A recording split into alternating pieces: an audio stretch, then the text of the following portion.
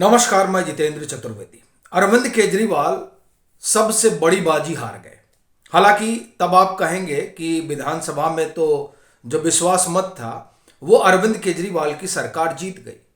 जाहिर सी बात है वो जीतना ही था, क्योंकि जिस विधानसभा का स्ट्रेंथ 70 है वहां पर 62 विधायक तो आम आदमी पार्टी के हैं, तो जाहिर सी बात है कि वहां पर उन्हें बहुमत हासिल होना ही था। उसमें कोई किंतु परंतु था ही नहीं। ये तो अरविंद केजरीवाल ने जो प्रपंच रचा था वो प्रपंच खुल गया, और दरअसल उस प्रपंच का खुलना ही अरविंद केजरीवाल के लिए सबसे बड़ी खतरे की घंटी है। अब आप फिर कहेंगे कि किस बात की खतरे की घंटी है? ईडी सम्मन देती है, वो जाते नहीं है, ये बात ठीक है, लेकिन आज जो एक परसेप्शन बना उस परसेप्शन ने अरविंद केजरीवाल के पैरों के नीचे की जमीन खिसका दी है। अब आप कहेंगे उस परसेप्शन से क्या लेना देना? देखिए, राजनीति में परसेप्शन बड़ा मायने रखता है, और यह बात आप पहली बार नहीं सुन रहे होंगे। आप तमाम जो राजनीतिक विश्लेषक हैं, पत्रकार हैं, उनको आप सुनते रहते हैं, और ये बात आप भी जानते हैं कि दरअसल परसेप्शन बहुत बड़ी चीज होती है राजनीतिक लड़ाई में।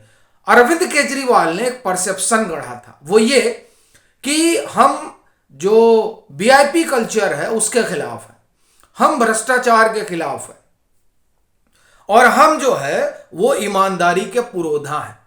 ये जो 3-4 नरेशन अरविंद केजरीवाल ने गढ़े थे, और तत्कालीन शीला दीक्षित सरकार को आड़े हाथ लिया था।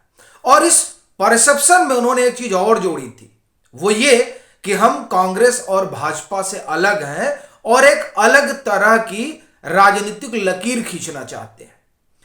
वो जो लकीर है वो दरअसल अब धुंधली हो गई है, और एक बात स्पष्ट हो गई है कि अरविंद केजरीवाल अलग तो नहीं है।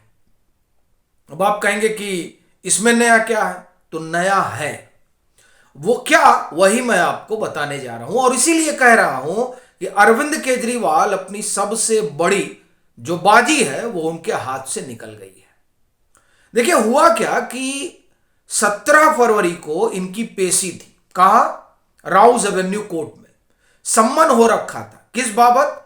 क्योंकि ईडी ने जो सम्मन किया था, पिछले 5 सम्मन में ये ईडी के सामने गए ही नहीं, अलबत्ता कह दिए कि वो गैर कानूनी है। तो ईडी राउज एवेन्यू कोर्ट जाती है, और राउज एवेन्यू कोर्ट इनसे कहता है कि आप 17 फरवरी को पेश हुई। इसी बीच अरविंद केजरीवाल अचानक 2 काम करते हैं। पहला, विश्वास मत लेकर चले आते हैं कि इस पर चर्चा होगी, और दूसरा काम क्या करते हैं कि जो बजट सत्र 21 मार्च को खत्म होना था उसको एक्सटेंड कर देते हैं, और बताते हैं नहीं कि बजट आने में देरी होगी। अब ये 2 चीजें अचानक होती हैं, और ये जो अचानक हुई तो मन में सबके सवाल उठने लगा कि आखिर अरविंद केजरीवाल विश्वास मत लेकर क्यों आ रहे हैं। और ये आप देखिए एक तरह से तीसरी बार होगा। इससे पहले वो अगस्त में लेकर आए थे, आपको ध्यान होगा, 2022, फिर संभवतः मार्च में लेकर आए थे 2023 में, और अब फिर लेकर आ गए वो 2024 में। अब ये तीसरी बार आप देखें एक तरह से तो विश्वास मत प्रस्ताव लेकर आए। अब ये जो अचानक लाया गया तो इससे प्रश्न खड़ा हुआ कि क्या ये कोई बचने की टैक्टिस तो नहीं है, और अगर ये बचने की टैक्टिस है तो क्या दाल में कोई काला तो नहीं है?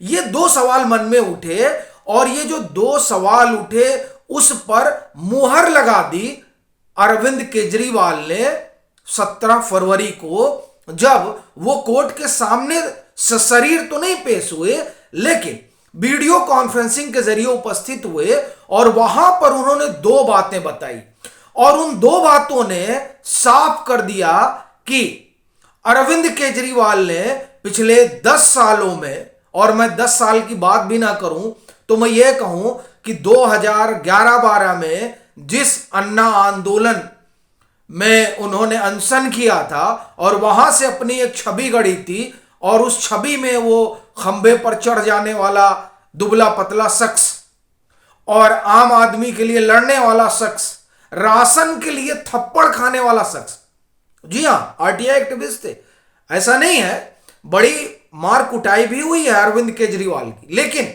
सबसे बड़ी चीज यह है कि ये जो थप्पड़ खाना, आम आदमी का आप ये कहें कि एक विमर्श खड़ा करना, ईमानदार, ये सारी चीजें तब धराशायी हो गई जब वीडियो कॉन्फ्रेंसिंग के जरिए ये कोर्ट से कहते हैं कि देखिए साहब, हम तो नहीं आ पा रहे हैं, मेरी बड़ी इच्छा थी आने की। ये शब्द हैं उनके, मेरी बड़ी इच्छा थी आने की, लेकिन हम नहीं आ पा रहे हैं क्योंकि विश्वास मत पर चर्चा है और बजट। विश्वास मत पर चर्चा 11 बजे से शुरू हुई थी, जो अब तो विश्वास मत हासिल कर चुके हैं, और फिर बजट भी है, इसलिए हम आ नहीं पाएंगे, दूसरी कोई तारीख दे दीजिए।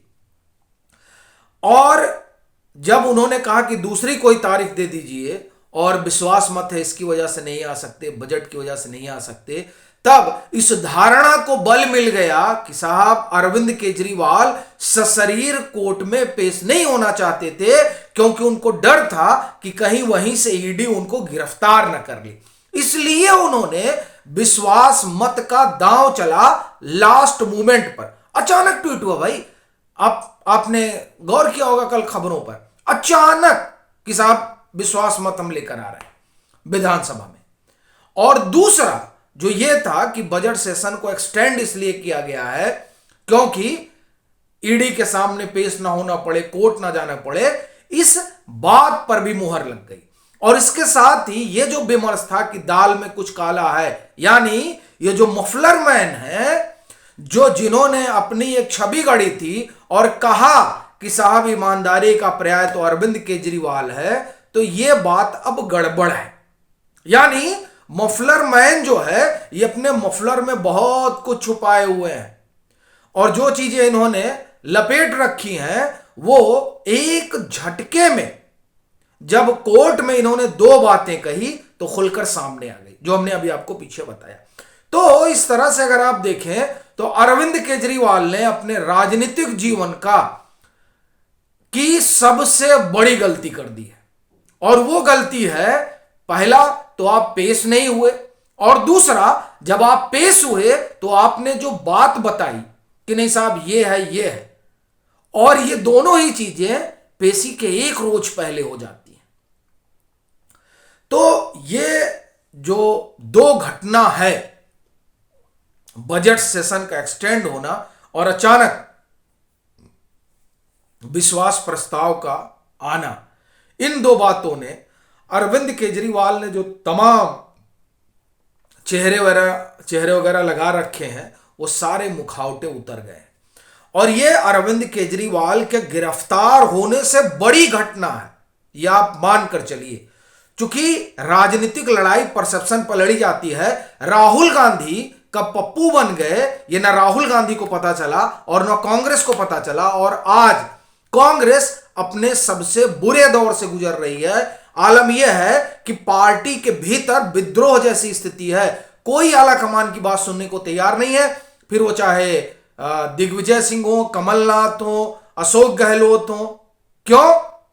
क्योंकि परसेप्शन जो है वो ये है कि गांधी परिवार के पास वो राजनीतिक हैसियत नहीं है कि वो वोट दिला सके। कहना अपना यही है कि परसेप्शन की लड़ाई अरविंद केजरीवाल आज हार चुके हैं। वो गिरफ्तार हो ना हो यह अब अलग मसला है, लेकिन उनकी जो सियासत है वो अब मुझे लगता है कि अस्ताचल की तरफ चल चुकी है। आपकी क्या राय है जरूर साझा करें। मतांतर से नहीं जुड़े हैं तो जुड़ें, वीडियो को लाइक करें और खूब शेयर करें।